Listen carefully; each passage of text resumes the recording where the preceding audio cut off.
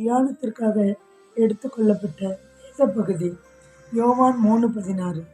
தேவன் தம்முடைய ஒரே பேரான குமாரனை விசுவாசிக்கிறவன் எவனோ அவன் கெட்டு போகாமல் நித்திய ஜீவனை அடையும்படிக்கு அவரை தந்தருளி இவ்வளவாய் உலகத்தில் அன்பு கூர்ந்தார். இந்த வசனத்தின் மூலம் தேவன் நம்மேல் வைத்த அன்பு எவ்வளவு பெரியது என்று நம்மால் புரிந்து கொள்ள முடிகிறது. மேலும் 1 யோவான் 2:2 நம்முடைய பாவங்களை நிவர்த்தி செய்கிற கிருபாதார பலி அவரே, நம்முடைய பாவங்களை மாத்திரமல்ல சர்வலோகத்தின் பாவங்களையும் நிவர்த்தி செய்கிற பலியாய் இருக்கிறார். ரோமர் 5:8 நாம் பாவிகளாய் இருக்கையில் கிறிஸ்து நமக்காக மரித்ததினாலே தேவன் நம்மேல் வைத்த தமது அன்பை விளங்க பண்ணுகிறார்.